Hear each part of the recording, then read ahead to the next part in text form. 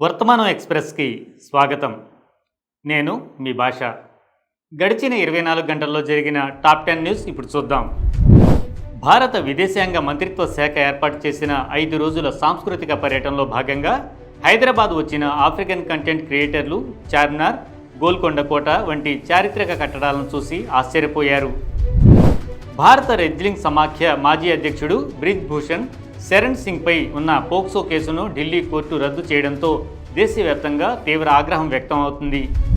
మాణిపూర్లో జరిగిన మత సముదాయ ఘర్షణల తర్వాత ముఖ్యమంత్రి బీరేన్ సింగ్ రాజీనామా చేయడంతో ఫిబ్రవరి 13న కేంద్ర ప్రభుత్వం రాష్ట్రంలో అధ్యక్ష పాలన అమలు చేసింది. అయితే శాంతి స్థాపనలో అది పూర్తిగా విఫలమైందని కాంగ్రెస్ రాష్ట్ర అధ్యక్షుడు కైసం మేఘచంద్ర ఆరోపించారు.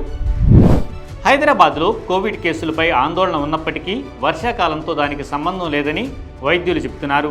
డాక్టర్ శ్రీకరణ్ ఉద్దేశ్ ప్రకారం వర్షాకాలంలో జలుబు, డెంగ్యూ వంటి వ్యాధులు వస్తాయి, కానీ కోవిడ్కి సంబంధం లేదు. టీకా తీసుకున్న వారు కొంత భద్రమని డాక్టర్ సరోజ్ అహ్మద్ తెలిపారు. కువైట్లో పాకిస్తాన్ తప్పుడు ప్రచారాన్ని బహిర్గతం చేసిన ఏఐఎంఐఎం ఎంపీ ఓవైసీపై కేంద్ర మంత్రి కిరణ్ రిజిజు ప్రశంసలు కురిపించారు. రాష్ట్రంలో మే 28, 29 తేదీల్లో భారీగా వర్షాలు కురిసే అవకాశం ఉందని ఐఎండీ హెచ్చరించింది. ఇప్పటికే జారీ చేసిన ఆరెంజ్ అలర్ట్ను మరింత తీవ్రతరం చేసి పలు జిల్లాలకు హెచ్చరికను విడుదల చేసింది. మే 31 వరకు మెరుపులు, ఈదురుగాలులతో కూడిన వానలు పడతాయని తెలిపారు. హైదరాబాద్ కోసం కూడా ఐఎండీ ఎల్లో అలర్ట్ జారీ చేసింది. 2022లో సల్మాన్ రష్దీపై జరిగిన హింసాత్మక దాడికి సంబంధించిన వ్యక్తికి 25 ఏళ్ల జైలు శిక్ష విధించారు. దీనిపై రష్దీ బీబీసీతో మాట్లాడుతూ గరిష్ట శిక్ష తగ్గినట్లయిందని ఆనందం వ్యక్తం చేశారు. దాడి కారణంగా రష్దీ ఒక కంటి దృష్టిని కోల్పోయారు. హది మతార్ అనే వ్యక్తి న్యూయార్క్ కోర్టు తీర్పుతో తీవ్ర శిక్ష పొందారు. ఈ ఘటన 2022 ఆగస్టులో చాటౌక్యా ఇన్స్టిట్యూట్లో జరిగింది. 2025 తెలంగాణ ఇంటర్ సప్లిమెంటరీ పరీక్షల్లో సుమారు 16,000 మంది విద్యార్థులు హాజరు కాలేకపోయారు. ఫిజిక్స్ 1, ఎకనామిక్స్ 1కి 1,30,925 మంది రిజిస్టర్ అయినప్పటికీ 1,19,634 మంది మాత్రమే పరీక్షలకు హాజరయ్యారు. మొత్తం 27 మాల్ ప్రాక్టీస్ కేసులు నమోదయ్యాయి. సుప్రీంకోర్టు కలేజియం కేంద్రానికి మధ్యప్రదేశ్, కర్ణాటక, గువాహటి, పాట్నా, జార్ఖండ్ హైకోర్టుల కొత్త చీఫ్ జస్టిస్ల నియామకాలు సిఫార్సు చేసింది. మధ్యప్రదేశ్ హైకోర్టు చీఫ్ జస్టిస్గా జస్టిస్ సంజీవ్ సచ్దేవా నియామకానికి సిఫార్సు చేశారు. Karnataka high court justice Vibhu Bakhru chief జస్టిస్గా నియామకం.